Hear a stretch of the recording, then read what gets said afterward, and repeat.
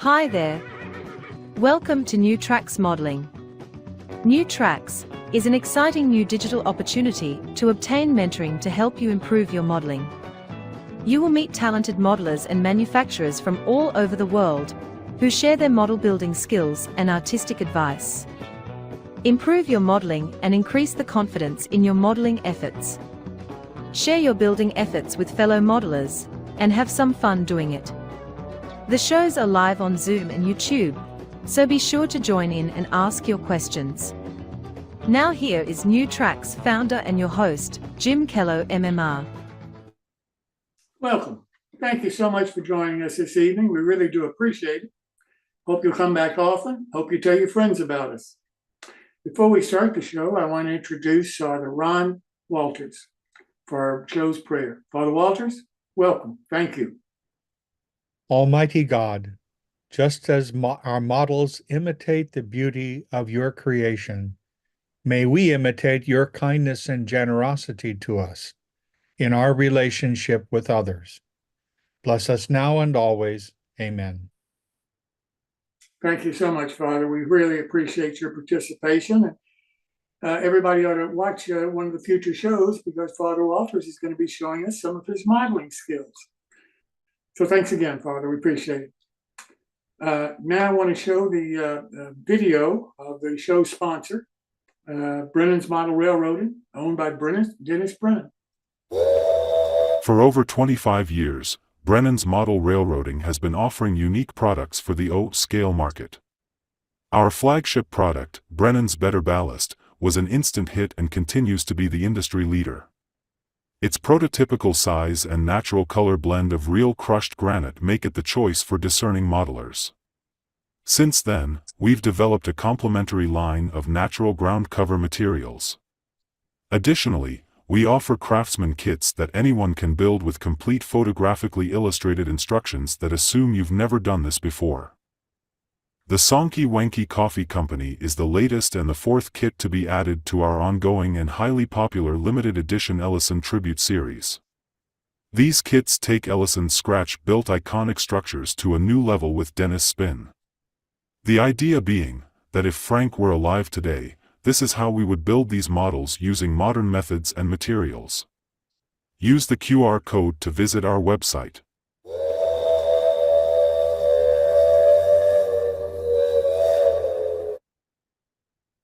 Hope you'll take a hard look at Dennis's products. We really do appreciate him for being the show sponsor. Well, now I want to talk about our scholarships, or rather, I want to introduce Bob Davidson, the chairman of our scholarship committee, to talk about our scholarships. So, Bob, welcome. I think we're missing Bob, so. If we're missing Bob, then let me talk about the scholarship a little bit. July the 1st is the deadline for the submission of applicants for the three $2,000 scholarships that we're awarding on the July 31st show this year. We have applicants already, but we want to get a lot more. So if you know of somebody that is either graduating from high school this year or has graduated and is in college and is involved in a STEAM program, which is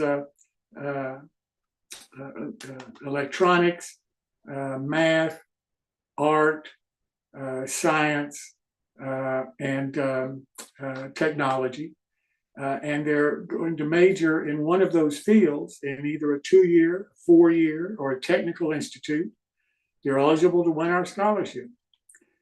So we hope that you'll tell them about it, because the more applicants we get, the better. And the more applicants we get, it shows the more need for the scholarship, and that helps the donations come in more in the future. We're not asking for money tonight. What we're asking for is applicants. So if you know of somebody or you have a friend who has a child or a grandchild in school right now, please let them know about it. Because again, this is the only organization, and it's because of the viewers of this show that we raise the money to be able to do these three scholarships of $2,000 apiece. So it's your money that we're trying to award, and we're trying to award it to the people that you know that you feel are deserving, and those would be the applicants. So any help that you can give us in that regard, we would appreciate it. The next My Build, which is very important to the show, is coming up May the 22nd. And Chris Corse and Greg Cassidy are the hosts for that. And I think, Greg, you're the one that's going to talk about it tonight. All right. Well, I hope Chris is ready to show the slides, but next week's My Build is on. Is Chris here? I don't know. Yeah. Oh, yeah, he's here. But I'll give his voice a rest. Okay, well then, Chris, I'm sorry. The next one is next week, May 22nd, and this is a free-for-all, meaning you can submit anything. And I know Chris has already gotten submissions. I don't know how many, but we'll be showing those next week. And as usual, we're always looking for participants. And for June, the My Build is going to be on the, let me look at my calendar. It's going to be on the 19th. 19th of June. And that one will feature water features. And this can be anything. You can have, there we go. There you go. It can be a bridge. It can be a water mill. It can be a lighthouse. It can be a boat. It can be a train that ran into the water. Whatever you want to model and send in photos of, or whatever you're planning and you're in the middle of working on. Piers, covered bridges, anything that's water related. So for the upcoming one on May 22nd, please get those photos to Chris by this weekend so that he can put them all together. And I'll be presenting it next week. Chris is going to be off at a convention, some Shriners convention or something, probably. And we're always looking for more participants. You know, My Build really only works when we get lots of people showing what they're working on. So please, anything that you're working on, take a couple of pictures of it and send them to Chris. Yeah, I think we've got yeah, we've got about I'm gonna guess about half a dozen entrants for the May, and by accident I actually have one for June already, but thanks Bob for catching that error, and we slid it into, we're gonna go ahead and slide Bob's into June. So it's really all I had to share. Thanks, and I guess back to you, Jim. Well, let me mention something to you. While this is the focus is on water, if you don't have something for water, that's fine, because what you show doesn't have to have anything to do with water. Is that right, Chris? Yes, as long as you can somehow loosely relate it to water of some sort, like this coffee cup. It holds water at some point. So. Or that freight car might have gotten in the rain at some point. Yep. Gotcha. Okay. Thanks so much. I appreciate it, guys. Sure thing. On June the 5th, we've got something special that we're going to be starting, and that's Sherry Johnson. For the next 4 months is going to be talking about technology. And she's going to try to talk about it in a way where the average modeler is going to be able to see how it can benefit him and how he can use it. She's going to talk about a wide range of the technology that's being available to us right now that a lot of us, in fact, most of us, may not have tried in the past. Sherry is a professional engineer. She's been one for about 40 years, 45 years now. The company that she owns, Cat's Paw, uses the technology daily in their business. And she's very familiar with it. So I think you're going to enjoy it. And I hope that it's something that you'll be able to ask a lot of questions and make sure that you understand how this can really benefit you as a modeler, and not something that is just beyond your capability, because Sherry's going to try to present it in such a way that every one of us will be able to figure out how we can best use it. Well, with that said, let's start tonight's show. And I want to start that off with S-scale modeling. The sponsor for this segment of our show is the National Association of S-Gaugers. And if we could run that video, please. Are you looking for something a little different in your model railroading? The National Association of S-Gaugers suggests you take a look at S-Scale. An S-Scale model is just 36% longer than an HO model, but it's 2.5 times the volume. The larger size translates to increased ease of maintenance, more durable details, and improved electrical and mechanical reliability. S-Scale modelers use accurately proportioned wheels and track systems with KD-style couplers. Exceptional S-Scale models and layouts are being built in both standard and narrow gauge. Locomotives and rolling stock are available from a number of manufacturers in both ready-to-run and kit form. Equipment is available both new and through an active secondary market. There are numerous manufacturers of track, buildings, vehicles, and details, both ready-to-run and in kit form, available for those who love to build. And many S modelers enjoy kit bashing and scratch building in the larger size S offers.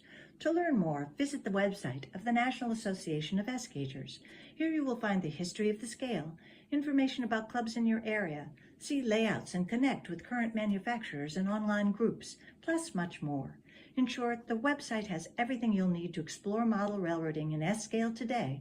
Come on board and visit soon.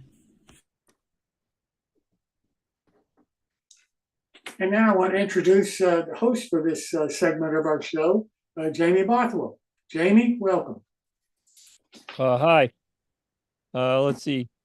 So today I thought I would show you, I was up at a train show in Ontario a couple weeks ago, and I thought I'd give you a little tour of what some of the S-Scale people up there are doing. So if I could share my screen here, see if I can make this work. Whoops, why was she, nope, I don't want to, why am I getting that? Ah, the heck. That's not it. Your screen sharing is paused. Stop the share. All right, let's try again here. I tested this out last night with some people and it worked fine. Why? Oh, maybe I got to do this. Okay, there. No, that's screen sharing is paused. Okay, so somebody's got to let me in here. Nope, I don't want to do that. Again, click the green share screen box. I at the did. bottom, and then which screen are you picking? The upper left screen? This one right here. Pick the upper left one. That's your screen. Okay. And then click share. There we go. And now we see your screen, so now you can just bring your slides up. We see who is using Chrome. But I can't see my screen. Oh, there we go. Okay. All right. Here we go. Hopefully. Now let me just see. Okay, and even the button's going to work. All right. So the Canadian S-Scale Workshop, of which I am a member, set up our display. We have a Fremo module, so we can, whoever wants to show up, we can arrange the layout to fit whatever space they allot us, and, we can organize it. And so, the modules are all somewhat interchangeable. As long as your end of yours matches up with the standard, you're good to go. So you can do whatever you want in whatever section you have. We were up in Lindsay, Ontario in early April of 2024. And let's see. So here's Jim Martin flying the flag for the NASG. You can see here on the table, this is an award we won. I think this one was the Springfield Train Show, and one of them was the Train Fest in Milwaukee. I don't know whichever one's which. I don't remember. But they won best layout there. So obviously it's a pretty nice layout. That's most of the layout behind Jim there. This view is taken from the upstairs looking out the window. That's, you can see our layout. What I really like about this show, I've been a couple of times now, is that it's really, if you notice, there's a lot of layouts going on. It's really more about layouts than it is about buying and selling, whereas a lot of shows, it's, mostly buying and selling. But anyway, this is our layout. You can see it's a pretty big configuration. So it's like a loop-to-loop here. And, various pieces made by the various members. So, and, it's a fairly well detailed. We always draw a crowd. So people like to come and watch us run our trains. This is Jeff English's module. Jeff lives in Troy, New York. And I believe this is Simone Perrant's locomotive and cars running across Jeff's module. Again, Simone's trains running across what I believe are Simone's modules. There's a nice truss bridge there. There's another one. That's Annie Millette's Pacific running across Simone's modules. That truss bridge was available as a brass item. Probably still pick them up on the used market here and there. There again, Andy's Pacific coming around a corner. That's Simone's 210-2, and it is currently on John Johnson's modules. John has a very nice set of 3 modules that kind of work their way onto a curve and over this bridge here that he completely scratch built. And then there's a bit of a farm scene. Not that farm scene, though. That's Simone's. Notice the very nice 3D printed cows.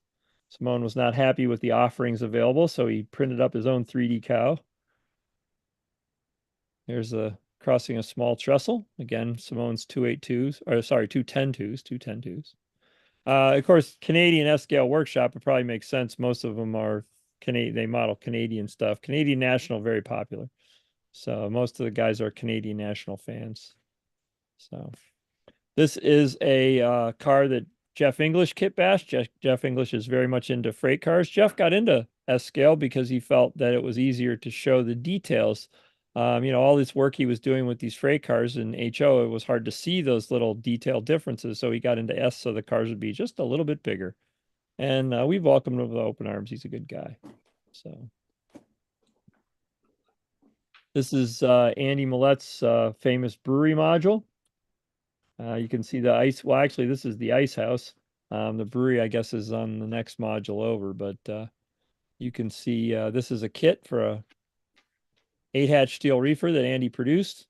This is a S-Helper car. Again, Scale Trains now has these dies. I don't know if they'll ever produce any more reefers, but they do have them. So, and I don't know if you can see in the back here, but here's something that S has that HO just does not have, at least that I know of, is that we have S-Scale zombies. So check them out. They're just perfect S-Scale zombies. So, and here's actually my module. So this is there. I should have saved this for next week. I could have put it in the water course, although my water's a little shady. I got to do some work on my module. So this is Simone's train running across my layout, my piece of the layout. And now, if you're familiar with Fremo, they don't put up backdrops. So what we do is we carry some backdrops around with us and put them up behind the layout to take photos.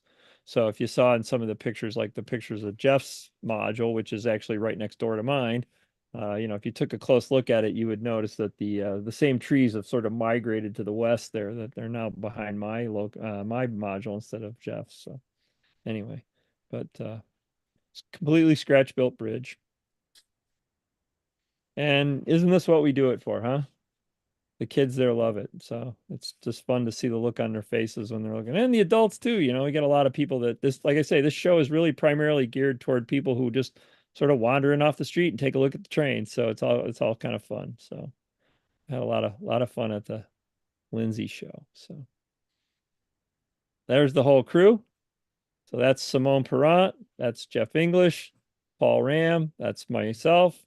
That's John Johnson, that's Jim Martin, and then that Andy Millette at the end. So most of these folks you could come say hi to at Harrisburg this summer if you were so inclined.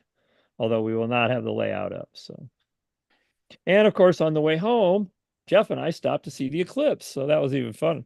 That was fun also. So that building that you can see in the background is the train station in, what was the name of that town? Sagatt's Harbor, New York. Where it's now a brewery. So we stopped and waited for the eclipse and entertained ourselves in a manner till the eclipse showed up, and it was fun. So till the drive home, then it was a mess. But anyway, so that's what I got for S-Scale this week. Just try to show you a little bit about what some S-Scalers are modeling. So,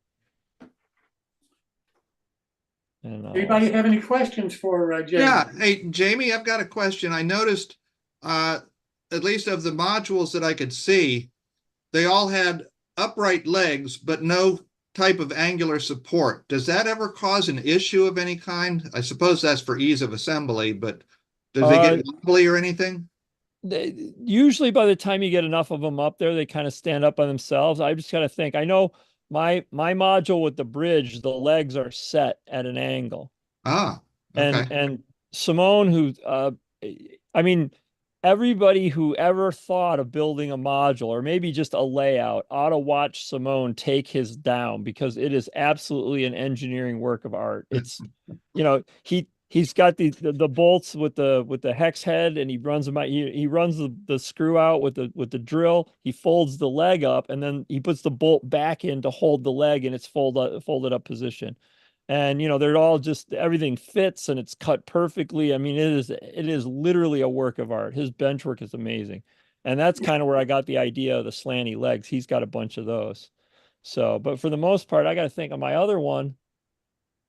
No, mine's got my other module has a leg brace, so that's some of Okay. them do. So they're the Fremo. It's kind of like you can build whatever you want as long as it's got to be 50 inches off the floor and the track's sort of in the middle, and whatever when it leaves or comes out, whatever your segment is, it's got to mate up. But other than that, it's sort of free form. So we didn't really have a benchwork standard as far as how you could do it. So everybody's kind of got their own methodology to put them together.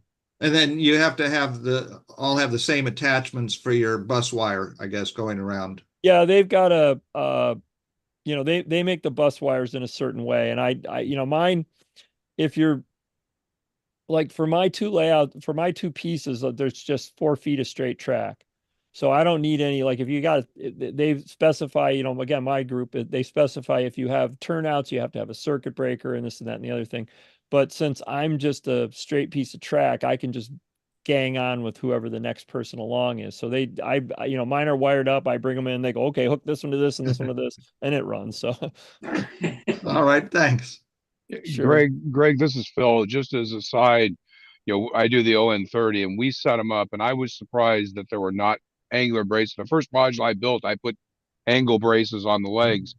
When you put them together and you start putting some corners in, they tighten up and get really solid pretty fast. They hold each other up, I guess. They end up holding, Yeah. but if you're going to set up your module by itself at home, Yeah. and it's not a bad idea to have some angle braces for that. So Yeah, Got it. I've maintained for a while that really most modular layouts have twice as many legs as they need. So, the first module you set up needs 4 legs, and after that you could pretty much get away with 2. So, Anybody else? Jamie, thank you so much. Appreciate it. Okay. See you next time. Well, now I want to introduce Tom Ferrell, who is scratch building his layout, and he's doing a beautiful job of it. So, Tom, welcome. Thank you again for having me. I really enjoy participating in this, and I hope it's not just for my own edification. I hope people are learning how to scratch build. This evening, speaking of scratch builds, I'm going to show you how I built the rustic buff depot. I built this some time ago. This past week, I was traveling in California, so I didn't have a chance to work on my rebooted rustic buff and old Gothic, but I've been meaning to put together a PowerPoint for this. This is an iconic structure on my railroad. Gets a lot of attention when people see it. It's presently not on my layout, it's on the shelf, but this is a photo of it on the old rustic buff and old Gothic. It combines a lot of different materials and took 5 months to build. Now, I think if I had to build it today under Jim's program, I could probably knock it out in a month. But at the time here, it would take me a long time. As all of my scratch builds, I start off with a pretty robust piece of plywood. This one was 12 by 24, half-inch thick. When I did take this depot off the old layout, it came right out. In fact, the old layout was 15 years in the making, and one afternoon to take it out, principally because all these structures were on this heavy plywood. This was back in the day when I actually drew everything on CAD and then began the build. And why I use CAD is I would print out the drawing, and then I would, with the spray adhesive, I would spray the wood, whatever it was I was using, and put the drawing on the back of the actual wood, and then I'd use that as a cutout. So the CAD drawing was actually my template to cut the windows out. So in this case, it was clapboard siding, and if you just made it so that everything was always parallel and perpendicular, and saved you from having to transfer a drawing onto this clapboard siding. Well, notice this is a two-piece construction because there's two different materials here. There's this wainscoting, and then there's this clapboard. And at the time here, I sprayed this with an automotive primer. This is just, you'll see I put a 1/4-inch foundation on here. You'll see why that comes into play, because I'm going to put a deck around the perimeter of this. So we have to have the building above the deck. So I put a little quasi foundation, if you will. Another detail to notice on this photo is I've gone over the for the windows. So I remove this clapboard so we get a nice flush fit with the grant line windows. Otherwise, they would rise on top of this clapboard and wouldn't really look realistic. And then I heavily brace everything. This is all 1/4-inch material. It's particularly important because of this wainscoting going around the top. You just have a flush butt joint here. With the addition of this 1/4-inch material, it really strengthens the bond here. There's an up close. I'm a big advocate of I gobble up this 1/4-inch material, but it makes for, really doesn't cost anything. It costs time, make it strong. And to get past the fact that this paper is actually glued onto the clapboard siding, I use a liquid, in this case, I used a very fine or very thin super glue that soaked into the paper all the way to the wood. There's the structure coming around. So on this one, I did a lot of the work on the bench. I put in all the trim in advance.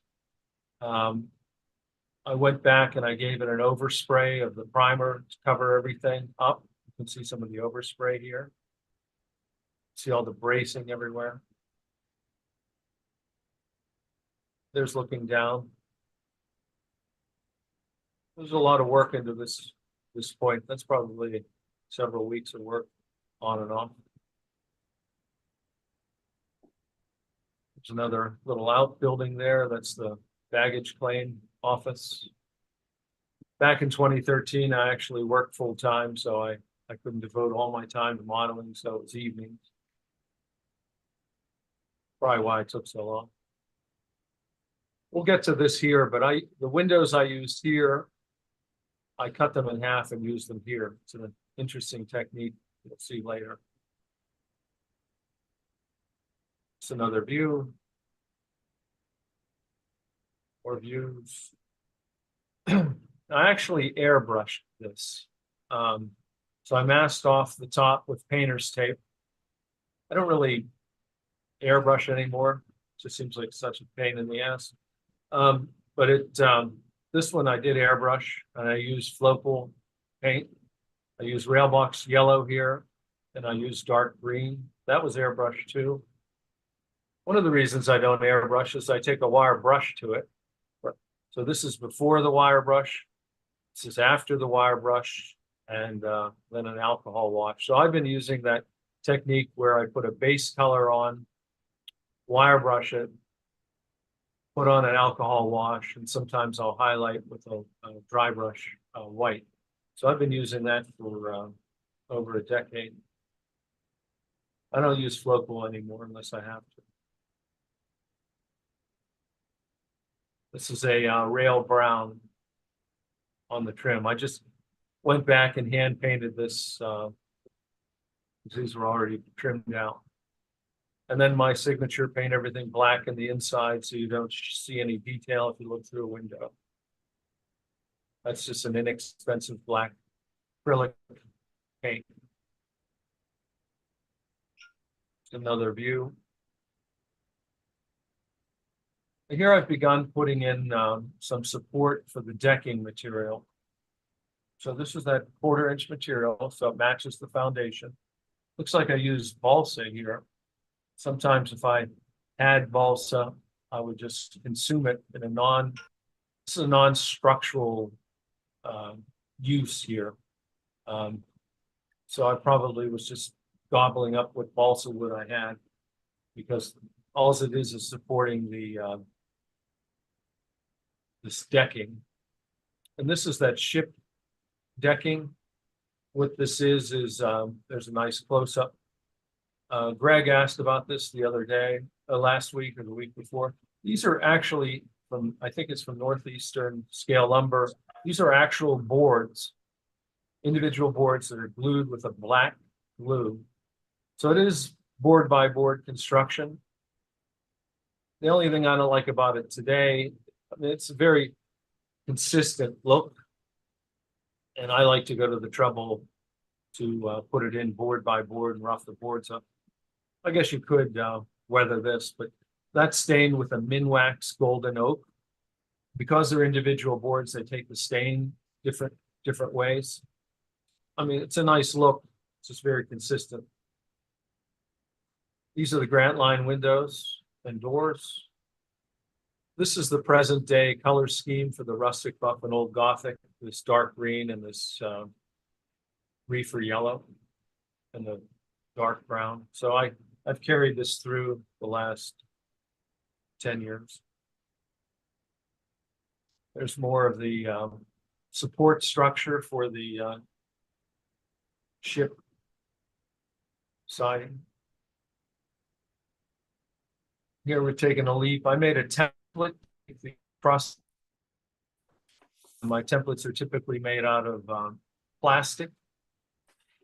And then I use a yellow wood glue so the wood glue doesn't stick to the plastic. So I made 4 templates. Then I put these cross pieces in. There's an up close. I just super glued them in there.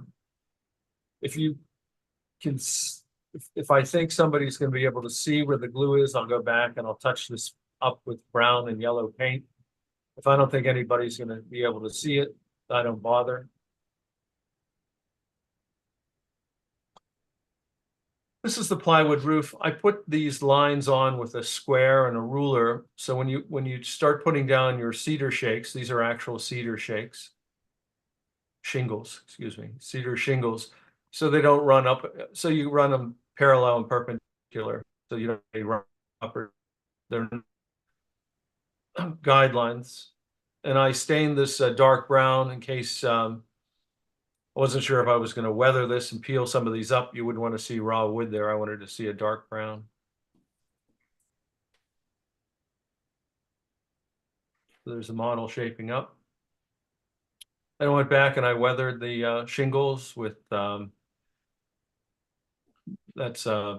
was not using pan pastels at the time. Those were acrylic washes. So I recall using a brown acrylic and a white acrylic and just dry brushing this to get that effect. This is a little trick to do the window blinds. This is more of that Northeastern scale ship decking, only this is 1/16 of an inch or 1/32, I don't remember. This is, it's roughly a half or a quarter the size of the decking here. I just stained it and made it look like they were wooden blinds. It's a good effect. These are for the trusses for the roof. This is plywood. At the time, I did not have a little micromark saw. And I remember just how much trouble it was to cut this with a handsaw. That's what led me to buy a little mini table saw from Micromark, was this very project. So this behind this is one of those plywood trusses. I'm certain I filled that gap, but this is more of that ship siding, ship decking. There's a close-up of it. There's the glue marks. See all the different wood? Anywhere there's a gap, I would fill. There it is, stained. It looks pretty rough here, but I go back and fill and paint and clean everything up, remove this stuff, and they always look pretty ugly. There's glue slopped everywhere. I go back and touch everything up and clean it up. It looks pretty crude here, but you'll see the finished model knock your eyes out. Everything's painted black on the inside and 1/4-inch bracing everywhere. Plywood roof. I began sheeting this with plywood because I want a metal roof. And as you'll see, for the metal roof, I'm going to make it out of styrene.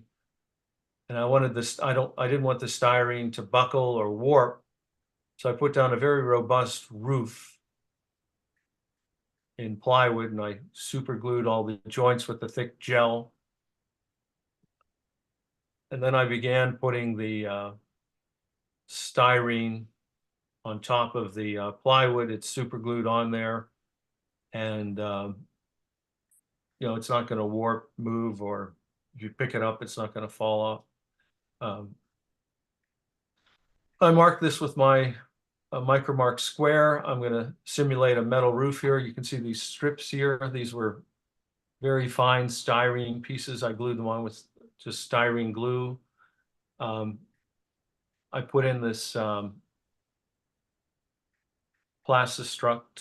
No, this is Evergreen. Evergreen channel. I made a gutter, and I also put a downspout here. I just bent some plastic.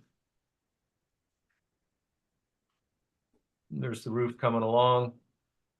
This was an exercise in patience because everything had to be, it would try to walk. It was very fine plastic. I had to make sure it stayed on line. And, but the overall effect is a very nice looking roof. There's pretty much the finished roof. Then I primed it with the Tamiya fine primer. So I didn't want to have a heavy automotive primer on my styrene. And then I hand painted it to look like rust. These are additional trusses for the other side of the building. So there's 2 trusses, same technique. I built a template, and again, like, see how sloppy that is? You don't even see it. I put plywood on here, plywood here. There's the finished model. That's the back.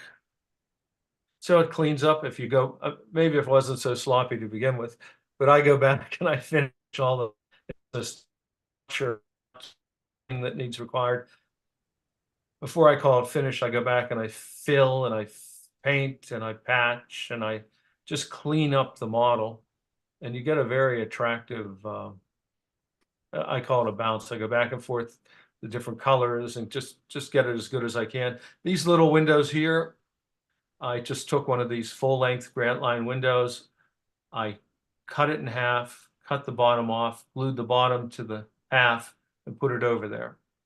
As this was not large enough to fit a full-length window, and I didn't want a different window there. I wanted it to all have the same theme. There's some of the details up close on the, this is up in the old layout.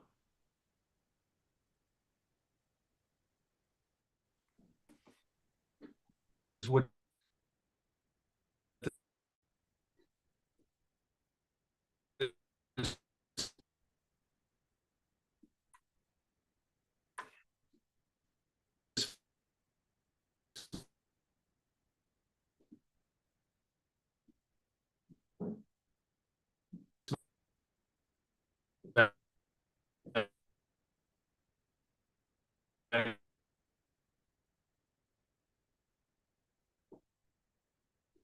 Tom, we've lost you.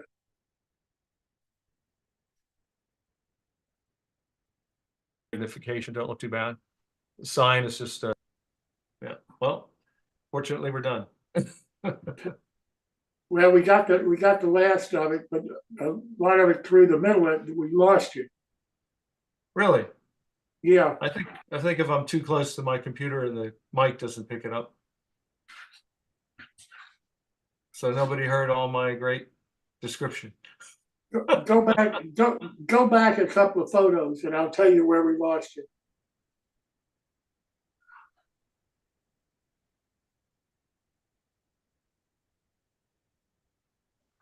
One more. That's it. Hold it. I think when I get too close to my computer, the mic doesn't pick it up. One more forward.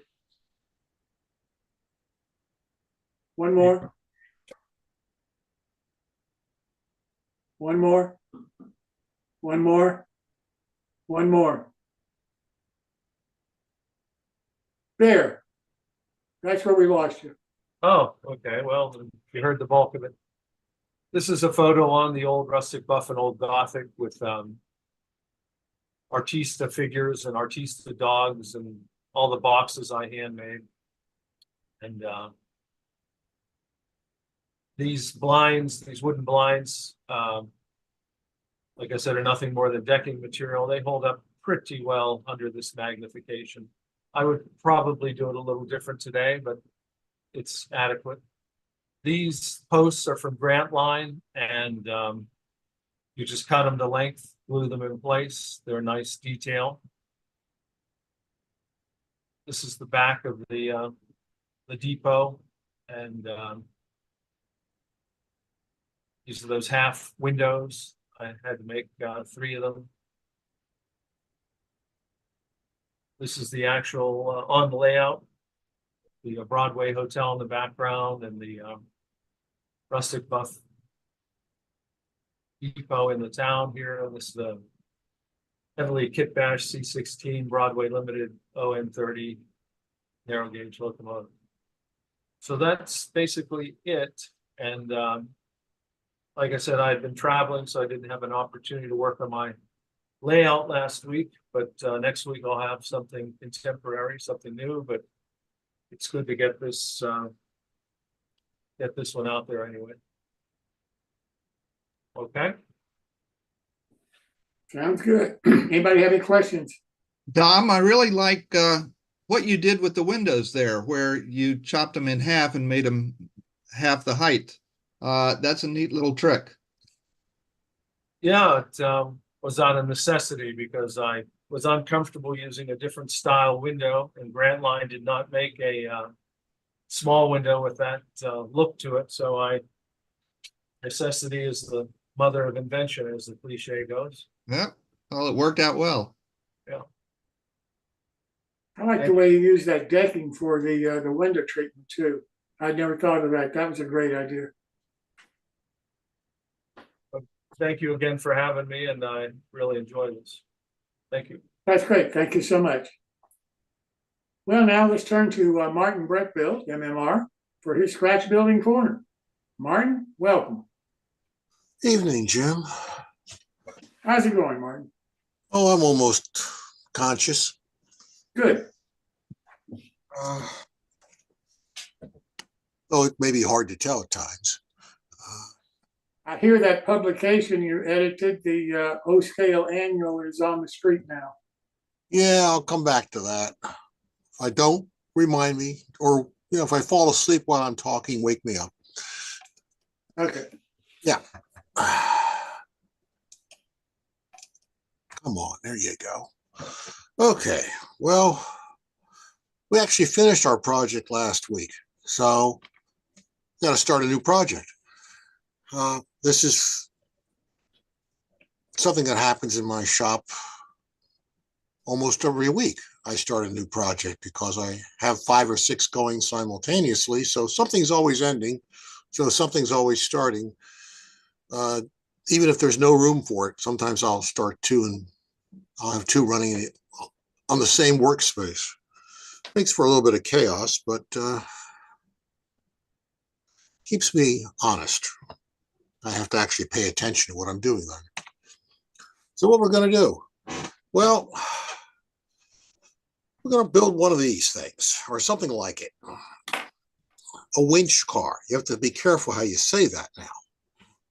Get the right vowel in the word. It's a winch car. So there's an article that was in the Gazette, Narrow Gauge Shoreline Gazette. I don't remember. 88, 89, 90, 91, somewhere in there. I only know that because that's roughly where I've been scanning things in, and I thought, oh, that looked interesting. Maybe I should try to build that someday. So I'll make something like this. Probably won't make exactly this by any stretch, but it'll something along these lines. Okay, so it's on page 38. So, that should narrow it down a little bit. Okay, but where do you start on this? And actually, it's kind of obvious. You start with a winch. And Crow River makes these kits. I don't know what they cost nowadays. This was sitting in a drawer in my shop, waiting for an excuse to come out and play. But this is all one of those lovely little pieces, a bag full of white metal parts and some instructions and some styrene and some other odds and ends. And very interesting and fun to build. You do have to pay attention to the instructions on this, actually. If you're careful, you can build something that looks like this. And it goes together. There's styrene I-beams underneath of it, which you stack up, and then you put all these sub-assemblies together. And the trick to this, putting this together, is very, very carefully, you have to think ahead quite a bit and start at one end. And the important thing here to do is get the motor set somewhere back as far as you can on the supports as the instructions describe, but then you have all the room necessary to put all the gears in so they all mesh together.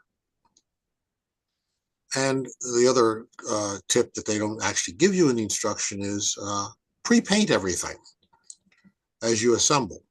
Otherwise, you're never going to get this painted nicely or even decently. And this is about as good as I've ever gotten one of these, but it'll have to do. And obviously, it's far, far, far, far, far too clean. But we'll come back to that eventually. They even give you the cord for the winch cable. So you wrap that around, glue that on, wrap it around, and wrap it around carefully. And it won't stay there because it's not coiled to that shape. So every now and then you wrap it around, put a drop of CA on it, hold it in place, come back and wrap it 5 more revolutions. Tedious, but it gets it done. Okay, so we need a car. We need a flat car to put this all on. So it's the standard flat car. I'm just going to keep dragging out the standard flat car over and over and over. But okay, so the underbody's not done yet, but top side, we've got some code 125 rail, weathered nickel silver rail. Actually it's not, looks like a wire wheel hit the one end of one piece over there, but you touch that up with some various paint and weathering stuff later. But that just gets glued down onto the wood deck. That's board by board decking. It's 3x stock. But that just gets glued down with some goo on the rail, take it back off, put a little CA on it, put it back in place. It's not coming back off. So that sets that. That also adds a little bit of weight to that end of the car, which is going to need a little bit of weight. But the other point about building the winch first is you need to know how big it is. And the size of the winch determines the size of the enclosure that goes around it. So if you start and build your enclosure first and it's too small, you've made a mess. So build what goes inside, test fit it, and say, well, I need to build something about this big that wraps around it. So there's the code 125 rail. I just happen to have a couple of pieces of it laying about still in my shop from when I did my layout. Someday I'll run out of the stuff. So let's build our enclosure. There's some 2x4s and some 4x4s just glued together, and that's the back wall. That's the beginning. It's the width of the car. So the car dimension sets the wall dimensions. Measuring is something you can do, but you don't have to sometimes. You just look at stuff. The car width is set by the car bolsters. Seems a little strange, but that's a determining width. So the car width then sets the back wall dimensions on its width. And so we take flesh that out a little bit. We have two side walls, the back wall, and all the little cross braces put in. Fun with your chopper, your scalpel, what have you, and some glue and tweezers, and putting it all together on a glass surface. And there it is. There's the three walls. You need to put them together, of course, though, which is pretty easy. They drop right into place on top of the car where you left the open space. And you put a couple extra sticks here on the front to trap this cross member, another stick above it on each side, and that puts the double cross member across the front, which then supports some rafters. And that's just more 3x stock, just like on the decking. Well, as nice as that might be to look at, it's kind of impractical at this point. But there's the roof. The rafters just sit there. There's only 4. And we'll just have to close that all in. And this is a bunch of the Western red cedar siding, strip wood, sorry. Western red cedar strip wood that I got from Kapler years ago. And it's a little bit rough. And it's got some nice warpage to it. It's rough cut. It's not clean like the normal basswood. You can see saw marks in it and teeth marks where it's been cut up and everything. And that gives it a little bit of character. And we just add some small strip wood over the joints. We make our own board and batten siding all the way around front. Close up everything. Now we've got a place to park our winch that's out of the weather. And putting it in there is not hard. It just takes a sizable hemostat or giant tweezers or whatever. Or if you've got tiny little tentacle fingers, you can just grab it and put it in there. I don't, so it's the hemostat. And that's where we're going to stop this week. So we're prepped on the car body. We've got our winch made. Now we have the rest of the car to take care of next week. Well, actually, not next week. Let me think here. On the 29th. I'll be back. 29th. That's exactly right. Yeah. Unless, of course, you want to show us some of your modeling next week in the My Bill. We would appreciate that too. It's already been sent in. It's a completely different car. Good. Thank you. Okay. Anybody got any questions for Martin while he's still awake? Martin, thank you so much. You want to talk about the annual at all? Oh, yeah. Thank you for reminding me. See, I knew you need to prime you to remind me. It's out. Okay, my issue has arrived. Being the editor, they send me a couple directly from the warehouse. But it's out. They should be shipping it to everybody else soon, I hope.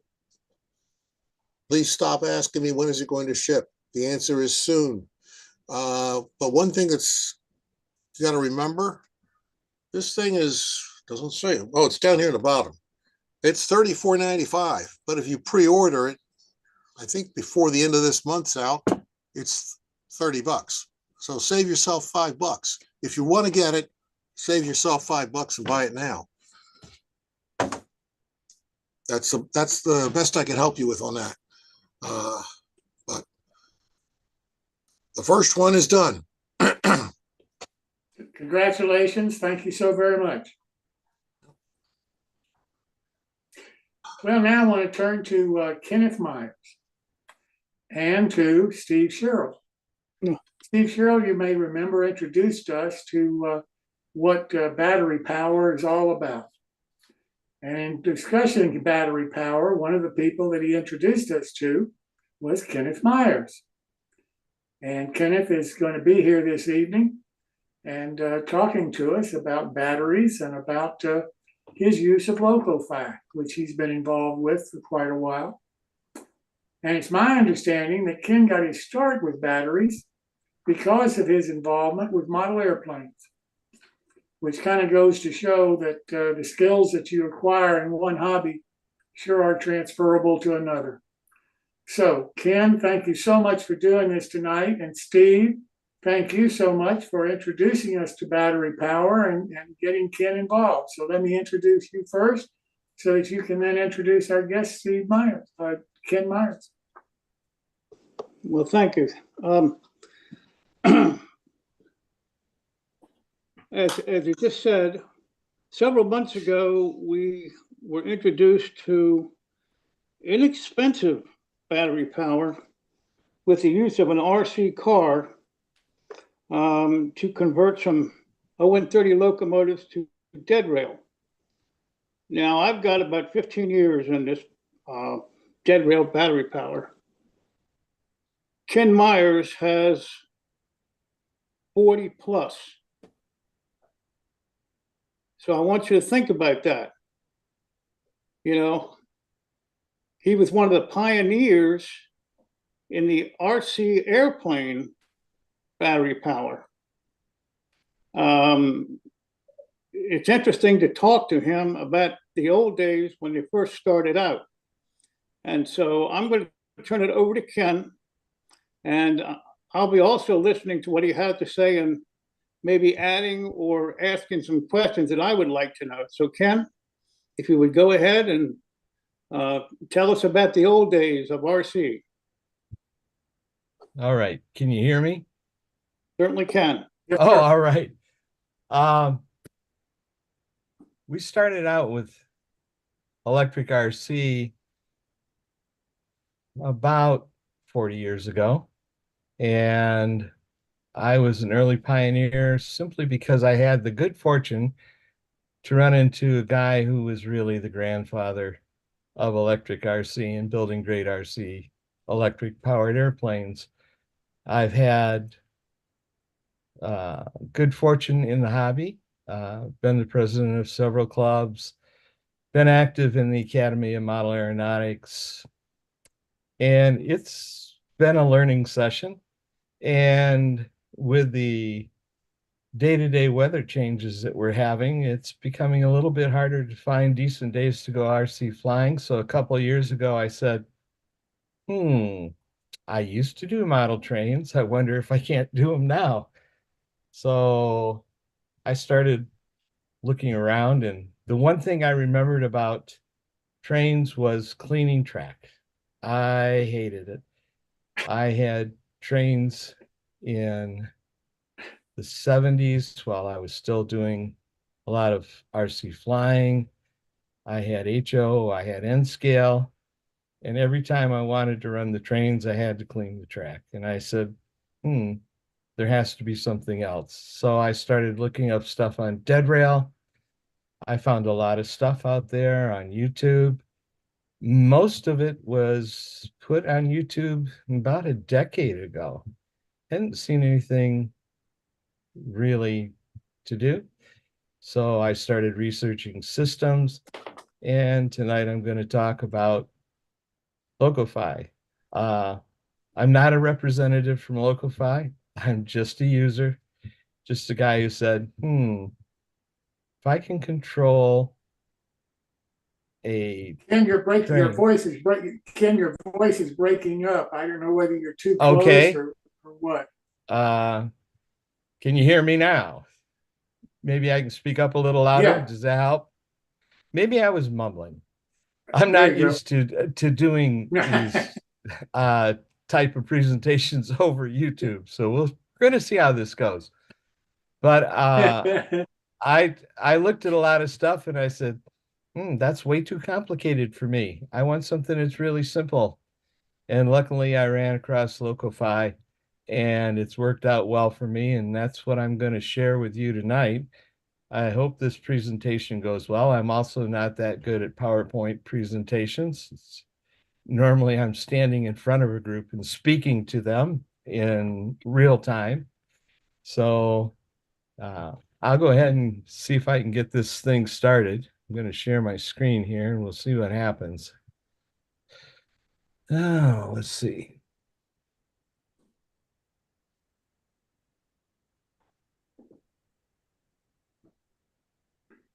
Okay. Well, it looks like I'm there. And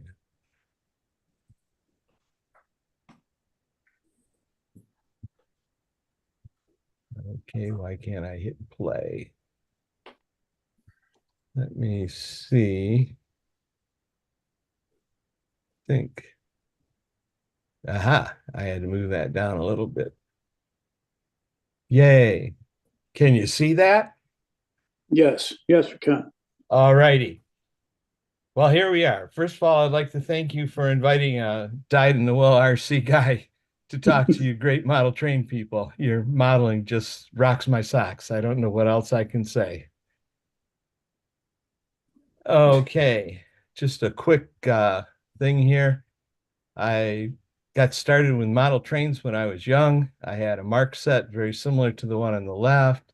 On the right, I'm holding a 1957 Lionel, which was the engine I had on my first Lionel train set. And just to show you that I do some modeling, down on the left is a photo of a full-scale Stearman PT-17 that's named Tilly. It's out of Texas. And on the right is my electrically powered RC flying model that I made of Tilly. And it's pretty darn close. So it's a good one. What's the wingspan on that? Oh, the wingspan on that it's not that big. It's a biplane, but it's relatively big. It's a 42-inch top wing on it. I don't remember what the bottom is. I think it's about 500 and some square inches, in that range. It weighs about 4 pounds. For tonight, I put up a link of things I'm going to talk about. I'll put it in the chat.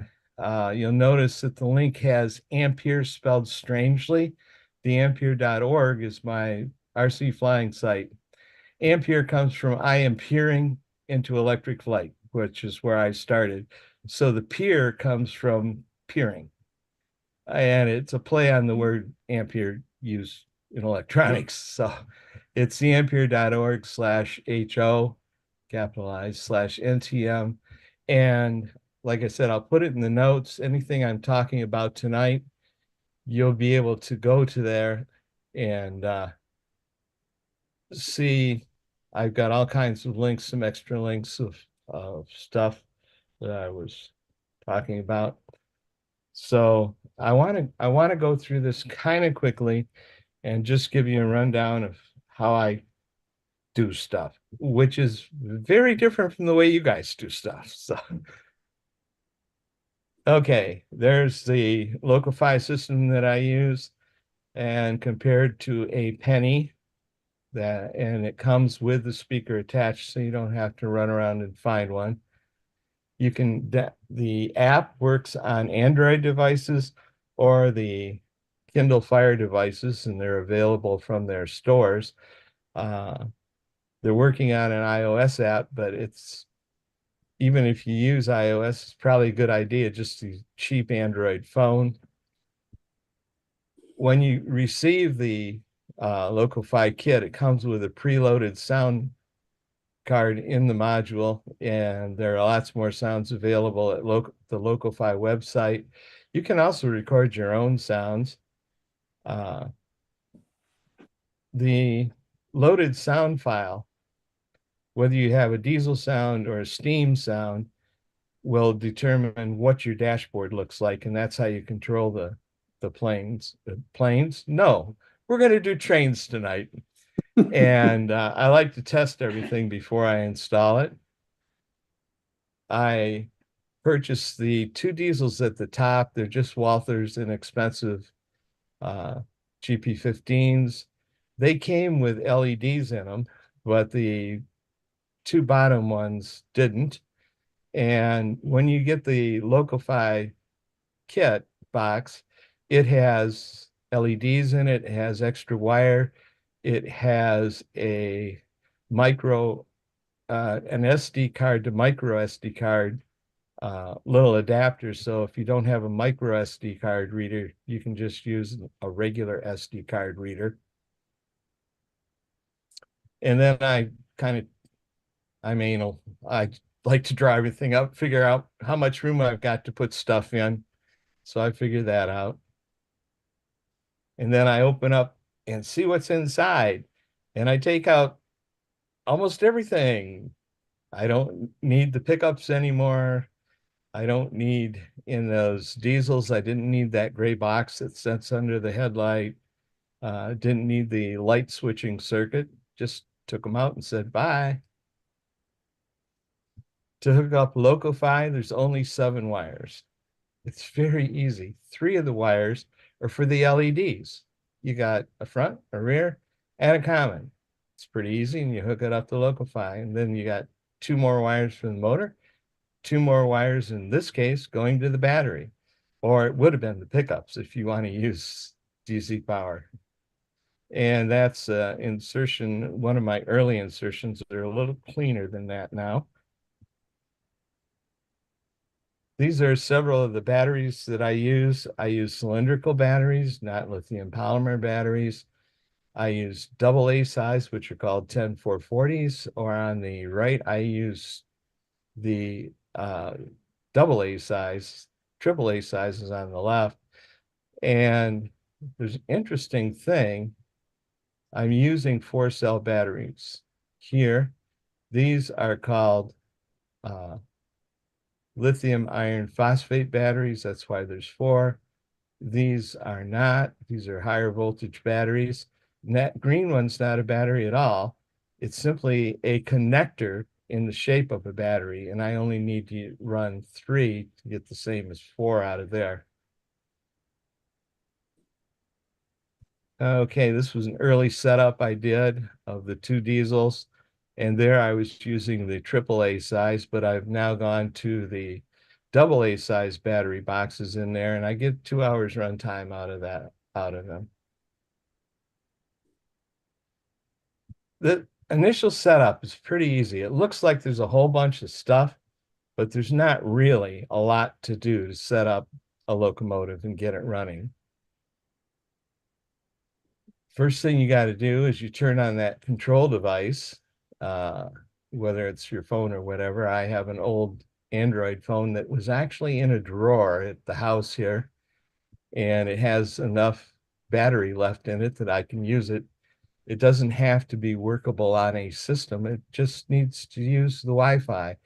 And in my case, I don't use a switch. I simply put in the last battery and it's ready to go. It's pretty easy. On the left side of the screen, you see my connections on my phone, and we're going to call my home router Mr. Blue or something like that. So I just blacked out the name. The first thing you have to do when you're setting it up is on your control device, you have to go down here to location. You only have to do this once and make sure it's set to high accuracy. And then once that's set up, you need to make the locomotive the current network. Up here is the current network. So what I need to do, this is LocoFi identifies their Wi-Fi module with LOCO, followed by letters and numbers. And you pick that and you make it the current network. Then when you start, you get a chance to name the engineer. And surprisingly, I chose Ken. That was fairly easy. When it starts, you end up on the main screen. And if the main screen doesn't show, You take your finger and you swipe down, it'll reload, and then the screen comes up. On the screen, you have the name of the engineer, and we'll go into what the other stuff is there in a second. Okay, now I don't want that engine called that bunch of strings, so I can edit the local name. So I choose this. This is the toolbox on the main screen. So I choose edit local name, and over here I gave it a name. Hope you can see it. It ends up with Conrail. Sometimes it'll tell you that you're not on a network of any kind. Just dismiss it. And on the screen, you've got some menus and items. I'll show you those in a second. I'm going to back up. First of all, I got to show you this. This 3 dot on the main screen is going to take me into setting up. Here I chose not to have the splash screen show at the startup. I enabled the cab sounds. It has vibration, which hopefully you'll hear in one of the videos. And there's a pressure sensitive emergency stop that you can hit to stop, and that sets the pressure. And then right up here is the back arrow that backs you out of it. It automatically saves.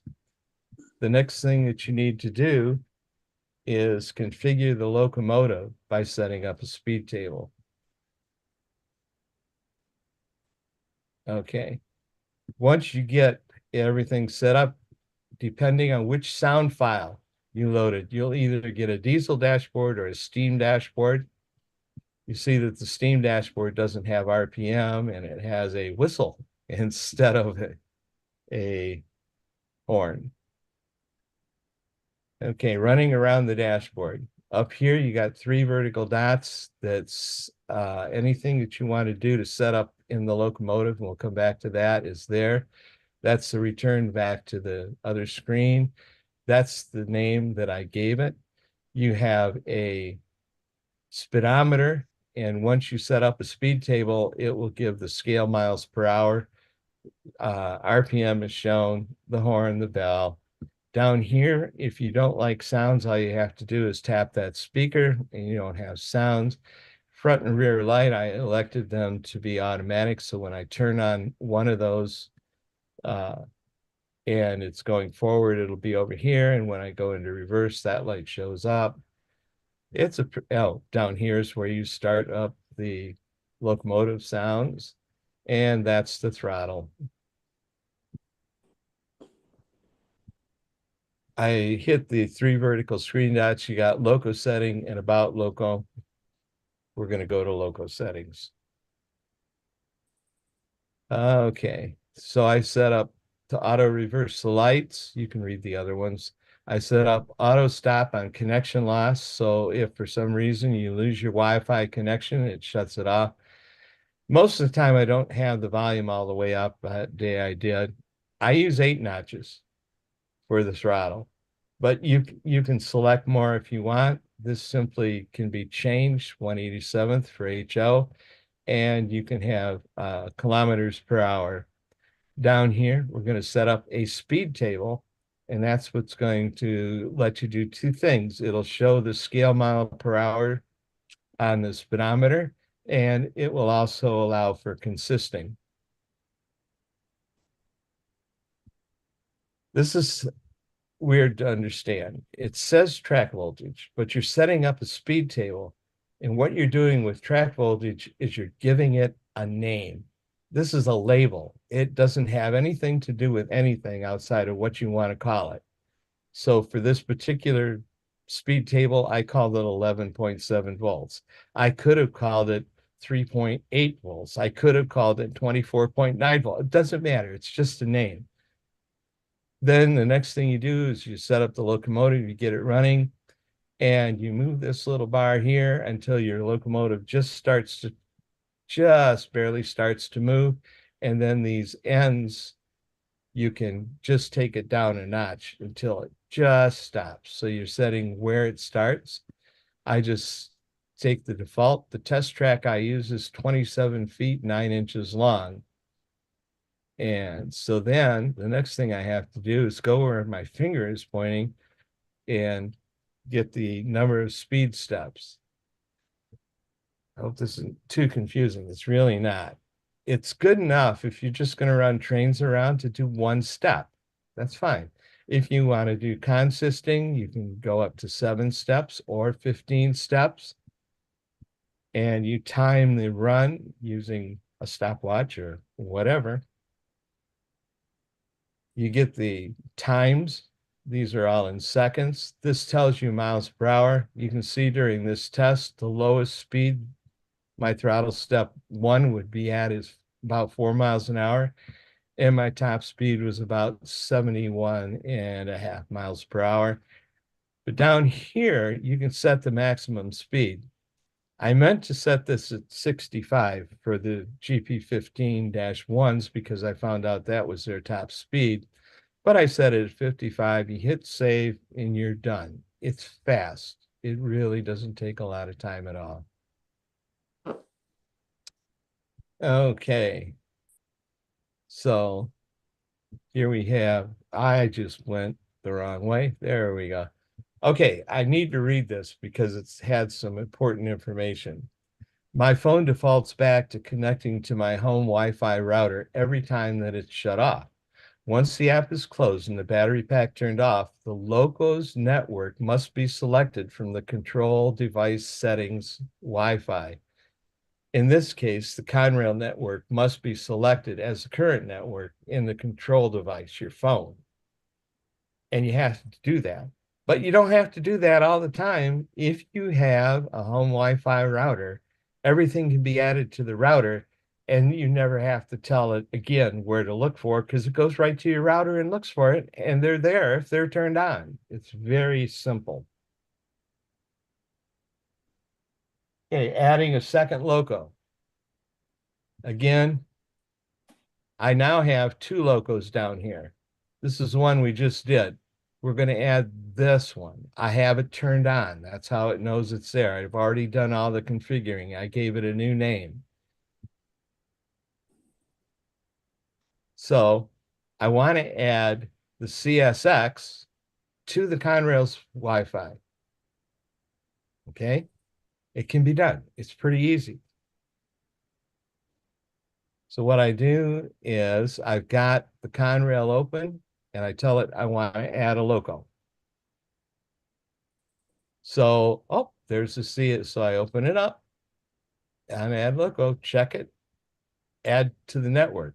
The network it's adding to is not my home Wi-Fi. It's going to go to the Wi-Fi in the Conrail. You do not enter a password. It doesn't require a password. And then it'll give you 3 confirmation messages. And then lo and behold, when it reloads, there they both are. The CSX is actually being routed through the Conrail from my phone. So if I want to just do the CSX, I can do it by itself because it's using this Wi-Fi, or I can do them both together. The interesting thing is once I put the CSX onto the Conrail's Wi-Fi, the CSX doesn't show up here anymore. I hope you can figure out why, because it's now part of the Conrail. That's why it doesn't show up. So I'd have to hit the Conrail to start again. Any Loco that has been added, but it's not powered up, doesn't appear on the main screen. It has to have power to it, track power or battery power. Now, we're going to hold our breath. I've tried this with several friends and it's worked, but I have a video. We'll see if this is going to work or not.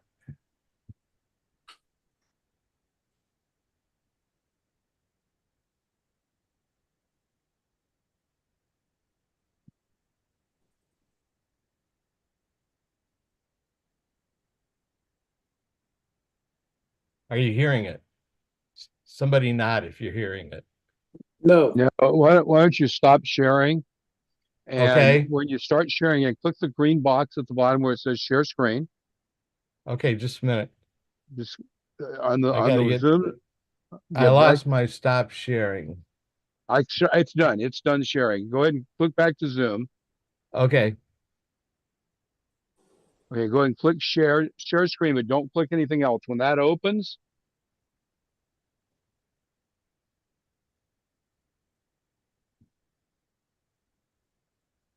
okay, hang on. Okay, now. no, I okay, hit the no, wrong button. Hang on. I don't want you to share yet. Oh, okay. So what I want you to do is click the share screen. Click the green share screen on the bottom of the Zoom screen. Just click that. It should Okay. open a window that should see a bunch of video things.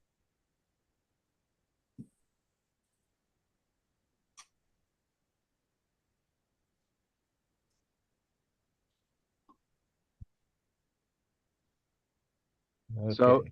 So the problem is you've got to not share until you turn on the audio. So click the green share screen at the bottom. Don't All click right. anything else. Sorry. Just click that. Just click the green share screen at the bottom. Okay. Now it opened a window. At the very bottom of that window, you notice it says optimized for audio and video. Click the button that says optimized for video. Okay, I did. And now share your screen and we'll get the sound.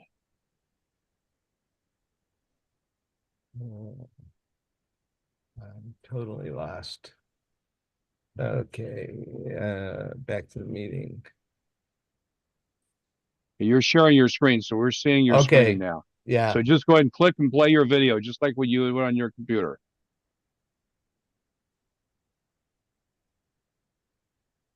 There you go. Okay. Now you should be able to play and we should hear it. Let's try it.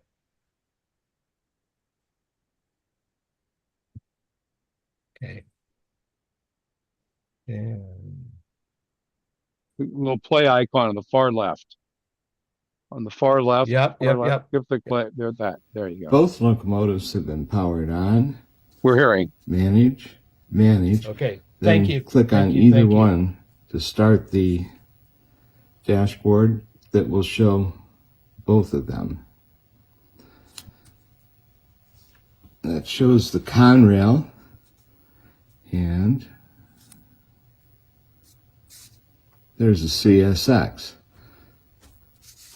We're going to start the bell on the CSX. Go back to the Conrail and blow its horn.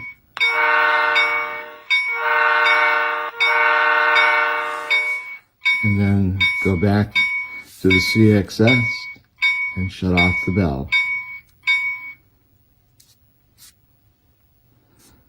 And then returns to the main screen.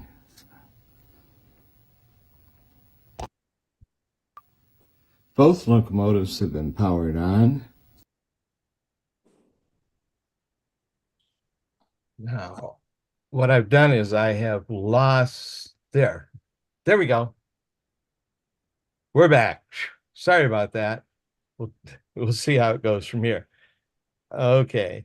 As I stated earlier, the Conrail, the CSX is now actually running through the Conrail's Wi-Fi.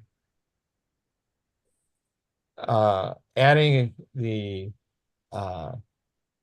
locomotives to your home router, Wi-Fi router, allows you to start up very easily. As I noted before, my phone defaults to my home router. So if it's on my home router, it makes it very simple.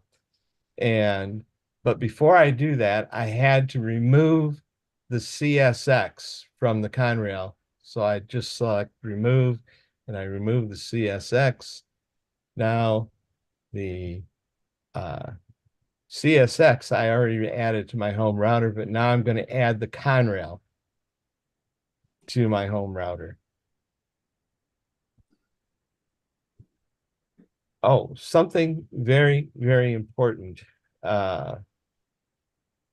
is to make sure that the home router is now the one that's connected. And when you do, and you got LocoFi going, nothing shows up. But you go up to that 3-dot menu and you click Add Loco. And there's the Conrail that I want to add it to the network. This time you have to add the password to your Wi-Fi router, which I did there, right there. When it refreshes, as I said, the CSX was already up on my home router, and I just put the Conrail there.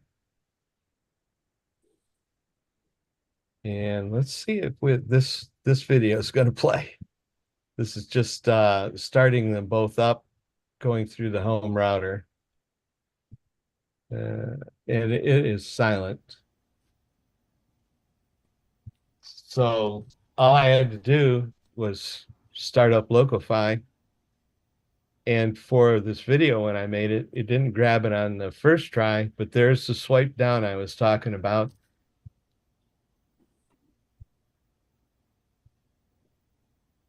And now everything is going through my home Wi-Fi.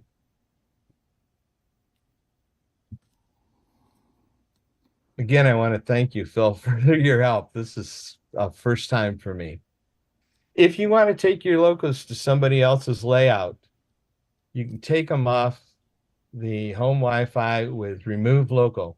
That's found in the toolbox, and that'll put it back so that it just goes from your phone to the Wi-Fi in that particular locomotive or locomotives. And when you come home, you can just easily put them back on your network. Okay, consisting. I don't consist anything, but I could. I'd run a bus bar through one probably instead of using two different LocoFi modules, or you could use two different ones, either way. But to show the speed, we'll see if this one works.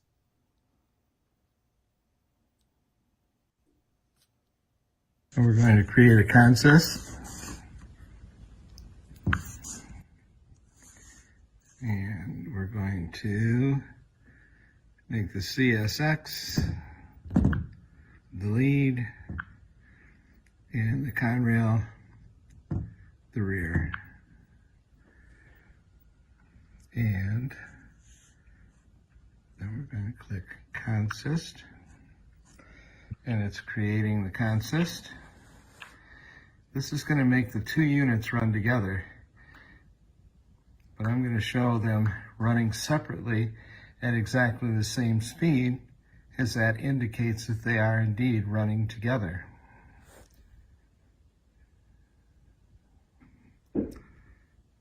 Okay, it was there the first time. That was my mistake. I'm looking through my iPhone, and I thought I'd just leave it on. Okay, so now it's going to be running as one unit. Manage, Myers. Oops, manage. There we go.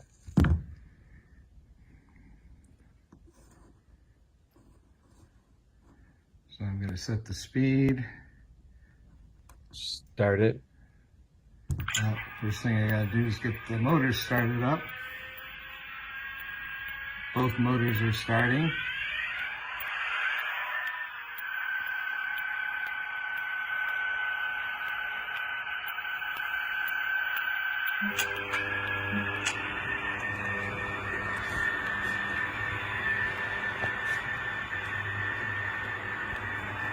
Gotta get a little bit more. The sound went out there on the video. Don't know why. Just did. It's coming back.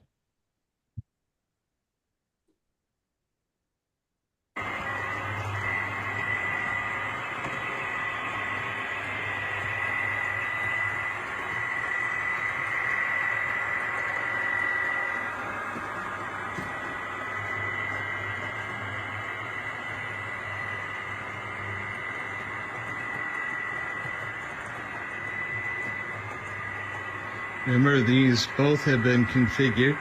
I'm going to stop.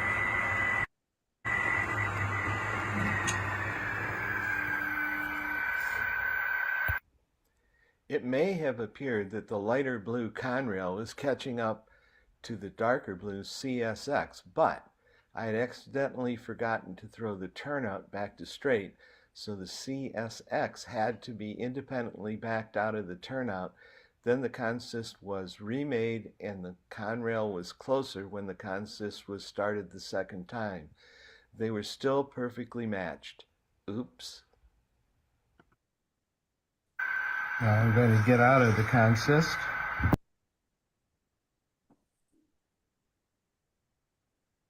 Okay, and finally, we're going to see, I have all three of my currently running locomotives going here.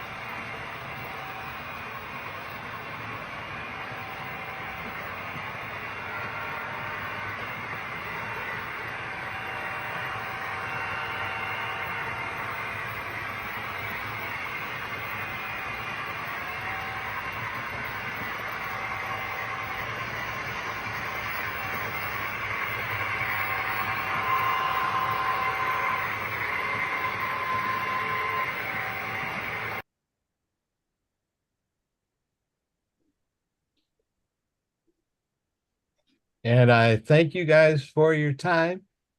If you got any questions. Can I have a question? Yes. Your batteries are not rechargeables, am I correct? Yeah, they're rechargeable. They're lithium ion types they're cylindrical lithium ion. I use 3 different types. By their chemistry, I use lithium iron phosphate, which is my favorite. I also like lithium magnesium oxide, and I'm also into the lithium nickel NMC, magnesium oxide, cobalt oxide. There are other types. Yes, they are all rechargeable. How do you plug those into the charger? I have a battery charger that charges the cylindrical. I have a battery charger that charges the cylindrical lithium ion batteries. So they come out of those battery packs. That's why I showed you those battery packs. I just pop them out of there and I pop them into the charger. Okay. Ken, I have a question. It's fascinating, and I've always been very interested in LocoFi. Two quick questions. First one, all of the settings and everything stays in the decoder or receiver, whichever you want to call it. None of it's stored on the phone or anything, correct? Correct. Everything is set up and it's not on the phone per se. You set it up using the phone. Yeah. But it's the decoder that's carrying the information around with it, along with doing Wi-Fi. It's a remarkable piece of electronic equipment. So somebody else coming over would just have to put LocoFi on their phone. Yes. And they could run trains. Absolutely. Yeah, all right, because I give them permission, or one of the setups is that you don't give anybody permission. You can keep someone from running a particular locomotive if you want to.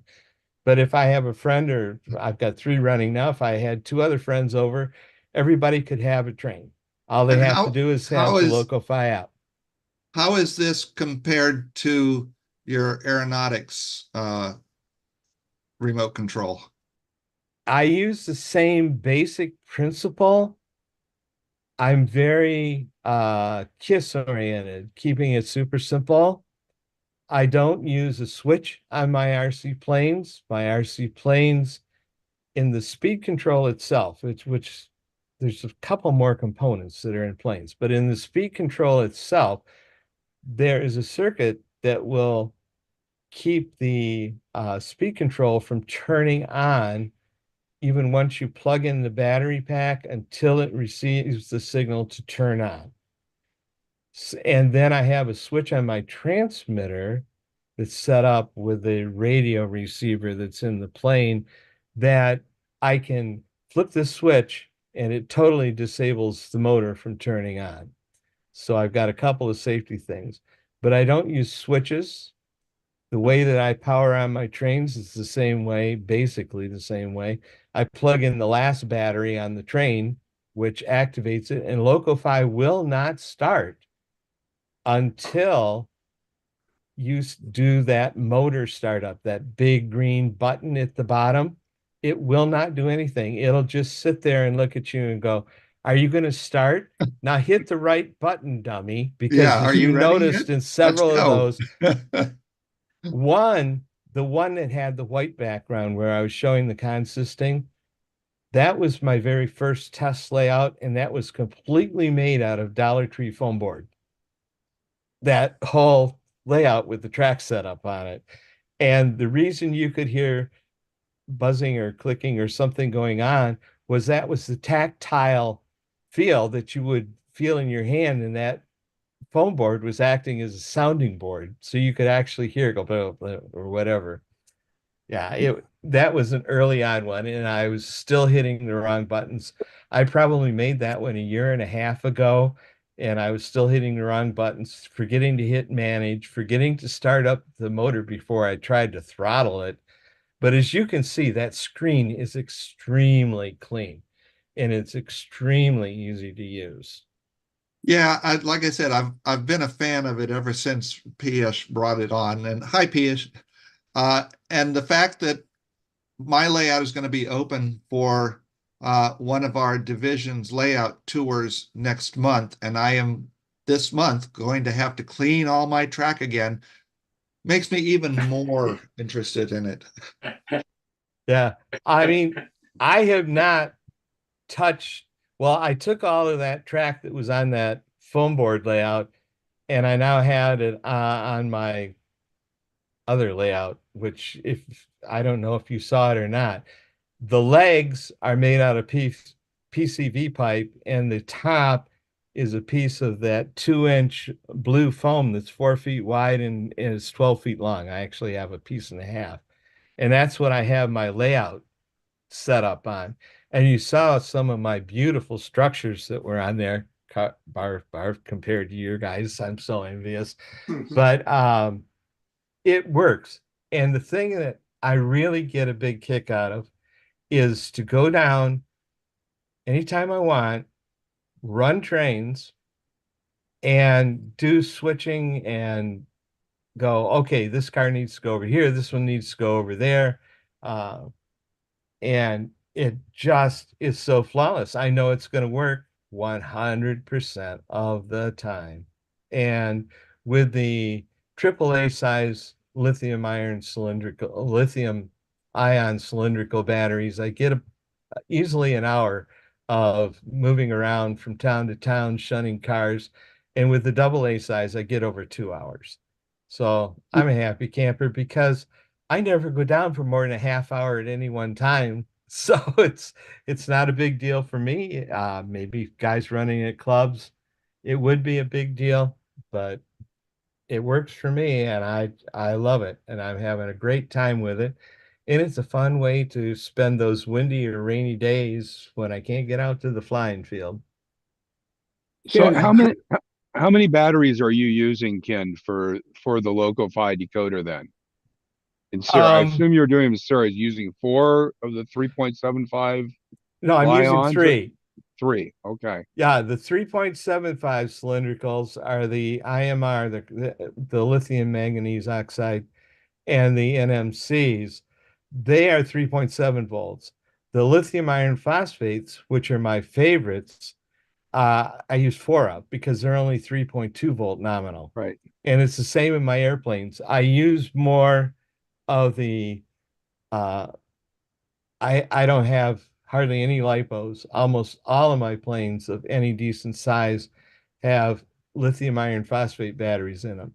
And the thing I like about them is they're very safe, and I can charge them in my planes instead of the lipos, which you have to take out of your planes and do your charging on your lipo charger. So I can leave my lithium iron phosphates in there, and they last a long, long time.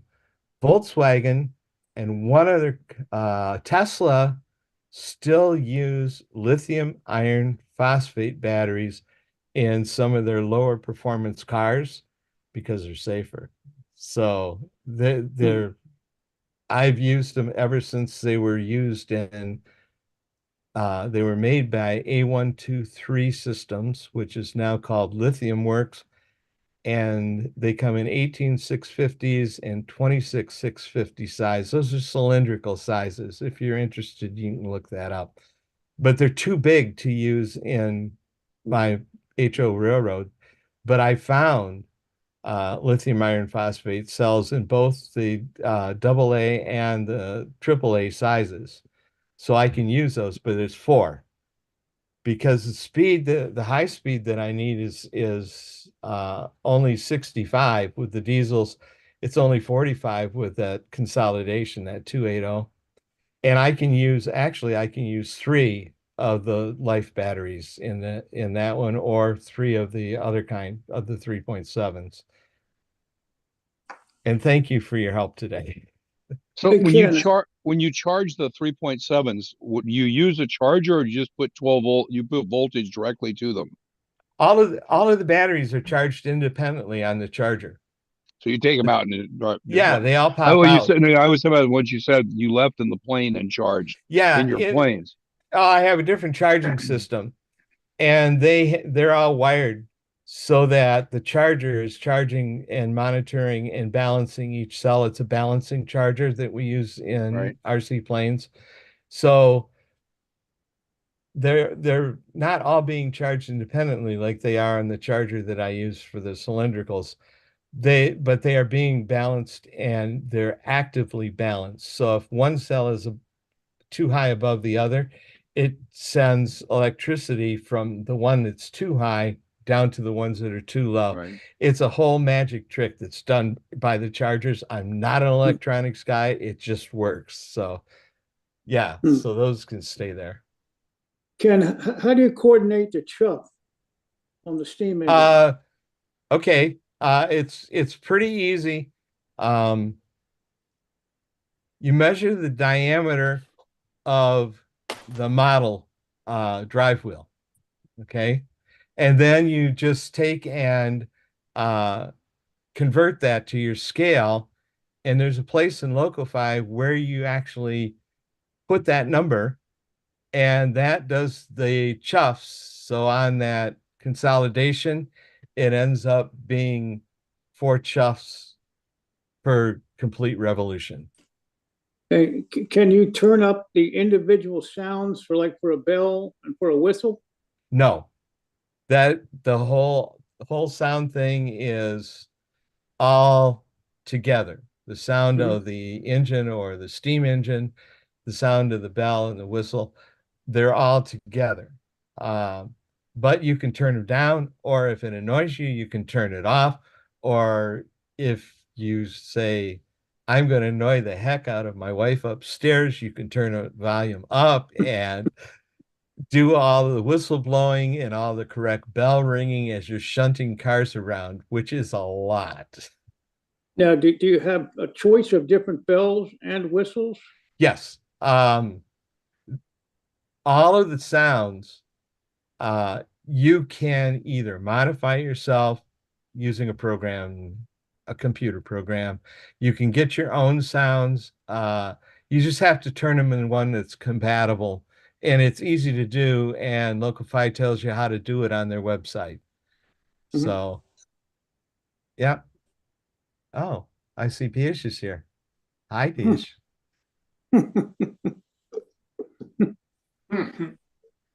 Okay. Well, as I said, thank you for your time. You got any more questions, I'm going to right now put that link in the chat, and on my webpage, I have my email link. So you did great. Thank you. I hit the wrong thing. Okay, I don't want that. Oh, there's Bish. Hi there. Yeah. Yeah. Well, Yes, we're talking about your system. Yep. I saw the whole presentation. It was just awesome. You did like really great. Oh, thank you. Thank you. Yeah, Yeah, he's going to expect a sales commission now. Ken is like really, really nice. I mean, yeah, he's. huh. Are you Here's going why I to got you here. go ahead? Why we got you here? Where are you going next? What's the next major improvement for this system? We are obviously gonna improve on the app. We're gonna add some features like, for example, if you have a geared locomotive, how to do the auto shuffs on that. And we are going to add, we're looking at adding like a more realistic interface for Steam. For example, having like a Johnson bar, you can kind of control on the screen, and that way control the locomotive. Then we have tons of improvements because it's software based, so there's quite a bit of flexibility there.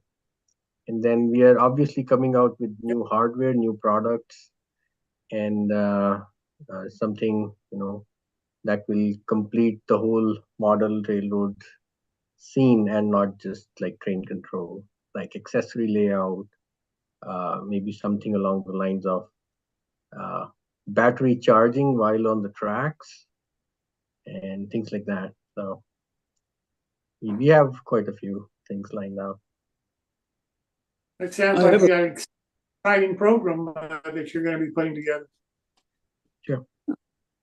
I have a question.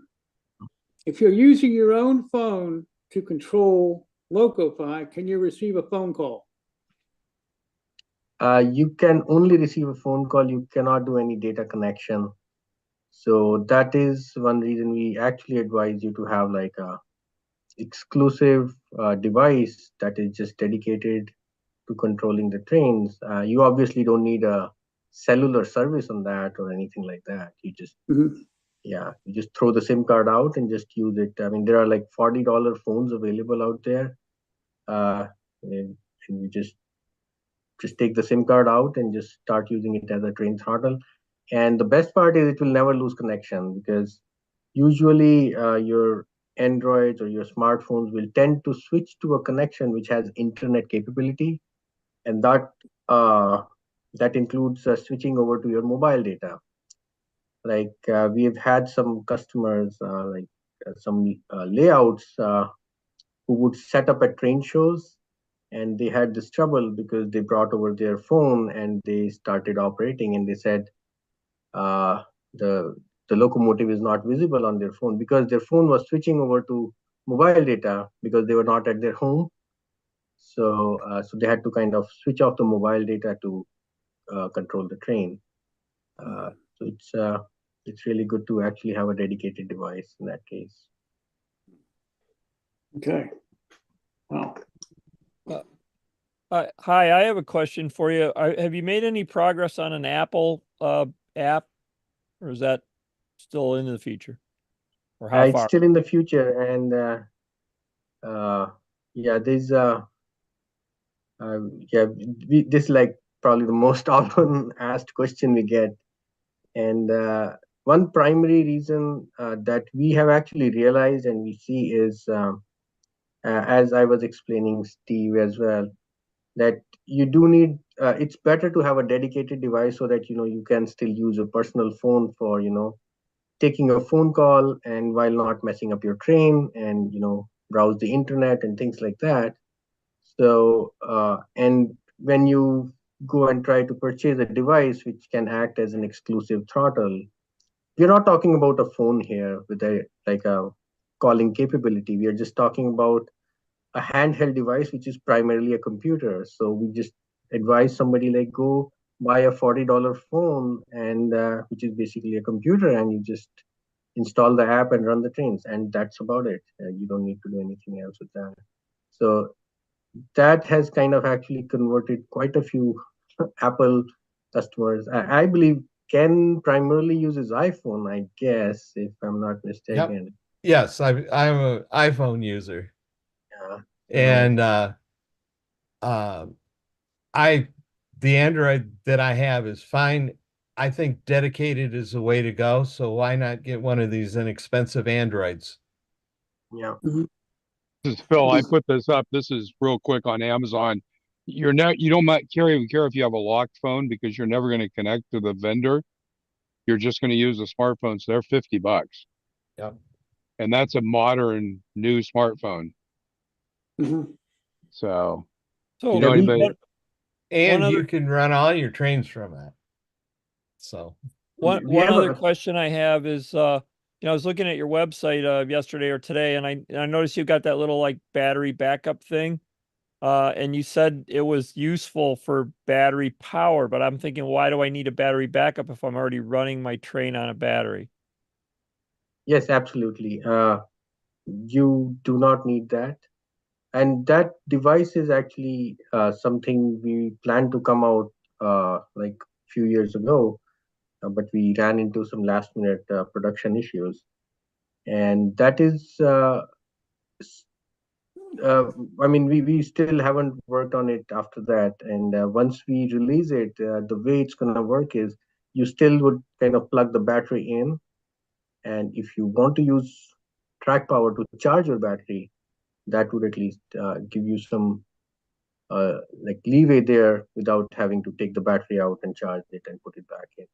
And it's supposedly supposed to be a very small device so that you probably will not need to have like a trailing car in most of the cases.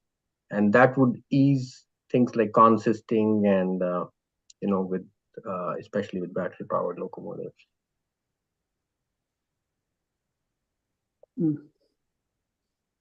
Anybody have any more questions?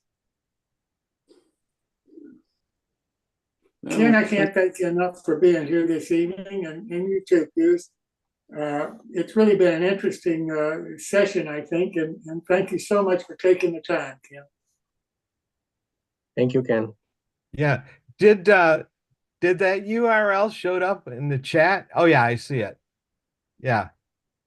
For links to more information and things I went quickly over tonight, and possibly some things that didn't go so well. So and thank you so much for inviting me. Thank you, Ken. Thank you so much for doing this. We really do appreciate it. I think there's a few. Steve, what have you got to say? Well, I just want to thank Ken for everything he showed us. He explained it made it sound very simple. It is. So you learn something every day. Yeah. It's very simple, and it may appear complicated at first, but when you start looking at it and breaking it down, and I hope we've got a good recording, anybody who's interested can go back and do the pause on it and go, what did he say here? Or how did he mess this up? And on my website, I want to promote my website. That's at theampere.org/HO. I not only include my successes, but my multitude of failures are out there. So you can find everything not to do on my website. It's there. It was an interesting learning curve. Well, Ken, we will have this recorded, and there'll be a separate show of this, just this one segment of our show that we'll post on our YouTube channel. Thank you. And if you'd like to get a link and put it on your website to this show, feel free to do so. That'd be great. Okay. But thanks again. I really enjoyed it. Okay. Thank you. Thank you. And I'll work on my building skills in this area. There you go. And then you can come back and show us your models in the My Build portion of our guide. Yeah, and I can go, oh, that was a battery powered train that went by that gorgeous undertaker's place. So that's thanks again. My pleasure. Well, that pretty well wraps up our show tonight. So Phil, if we could run our caboose.